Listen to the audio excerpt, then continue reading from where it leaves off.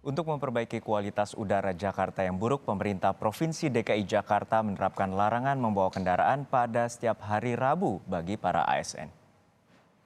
Aturan itu dituangkan melalui surat edaran yang berisi imbauan bagi seluruh ASN di lingkungan Pemprov DKI Jakarta termasuk di lingkungan DPRD.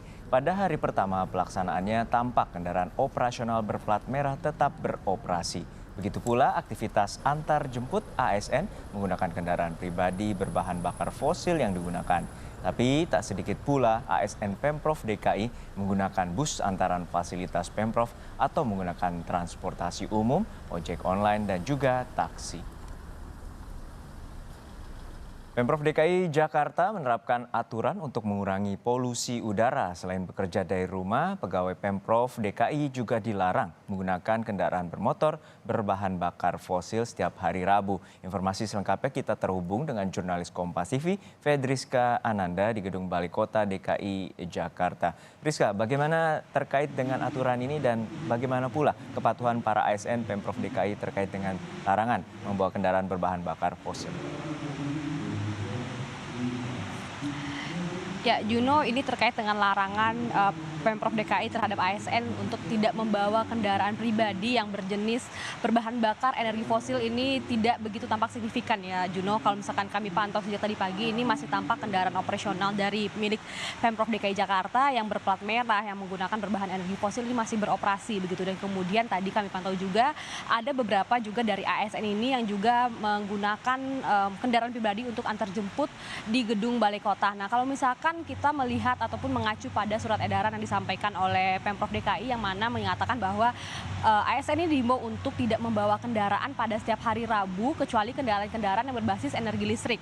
Karena memang kalau misalkan kita lihat dari plat kendaraannya saja, ini mobil kendaraan listrik ini juga sudah tampak beda ya. Kalau misalkan mobil listrik ini dengan plat yang ada berwarna biru. Selain juga kendaraan listrik ini juga anti dari ganjil genap begitu ya, tidak terkena ganjil genap, namun juga dihimbau bagi masyarakat ataupun para ASN ini untuk dapat menggunakan kendaraan listrik, dan yang paling penting adalah terkait dengan menggunakan transportasi umum. Itulah himbauan dari Pemprov DKI terhadap ASN yang ada di lingkungan Pemprov DKI. Kalau misalkan kami pantau juga tadi, Juno dan juga saudara, kemudian tidak hanya menggunakan tadi mobil pribadi yang saya sampaikan, bahwa ada juga beberapa ASN begitu ya yang terlihat menggunakan mobil antaran ataupun shuttle bus yang memang fasilitas dari Pemprov DKI terhadap ASN-nya, dan kemudian tidak sedikit juga yang menggunakan ojek online, taksi dan juga Transjakarta ataupun fasilitas umum lainnya.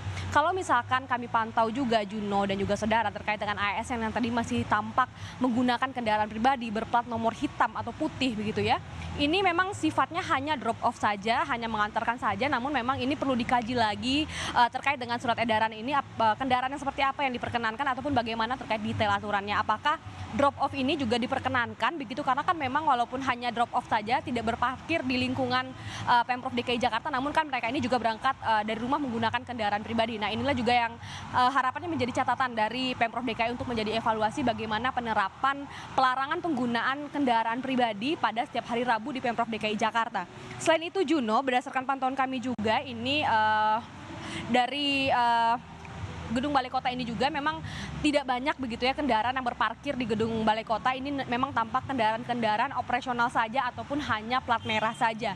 Memang sejak 1 bulan terakhir polusi udara Jakarta ini cukup meningkat, mengkhawatirkan masyarakat, dan kemudian Pemprov DKI ini memulai dari dirinya untuk menghimbau ASN-nya untuk dapat memberikan kontribusi terkait dengan penurunan kualitas udara yang ada di Jakarta ini. Harapannya ASN ini dapat berkontribusi untuk memberikan ataupun berdampak terhadap polusi udara yang mengkhawatirkan belakangan ini, Juno.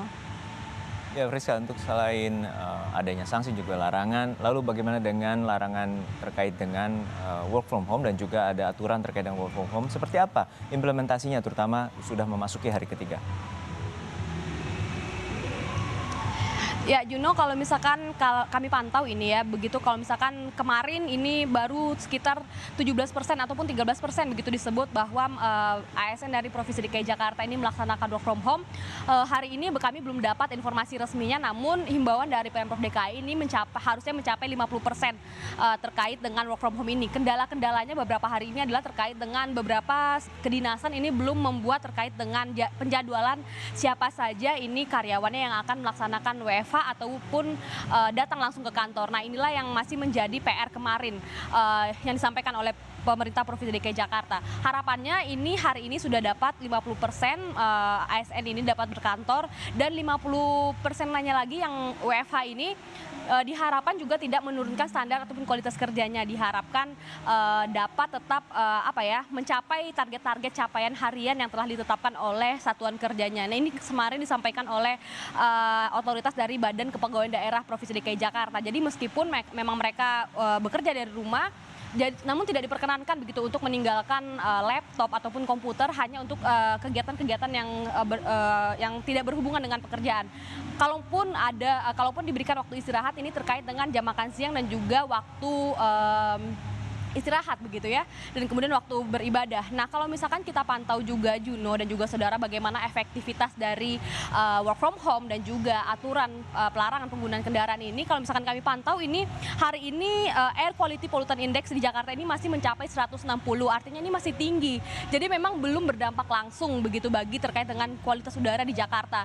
Dan himbauan juga dari salah seorang Direktur Eksekutif Institute for Essential Service Reform, yakni Feby Tumiwa, salah seorang peneliti, yang mengatakan bahwa harusnya work from home ini tidak menjadi solusi yang cepat begitu. Ini bentuknya hanya short term saja. Harusnya pemerintah dapat memberikan solusi-solusi yang lebih sistematis, memberikan solusi langsung ke akarnya. Karena memang bagaimana kita mengingat kemudian pada 2 tahun lalu, tahun 2021, masyarakat juga memenangkan gugatan terhadap pemerintah Provinsi DKI Jakarta terkait dengan kualitas udara yang buruk.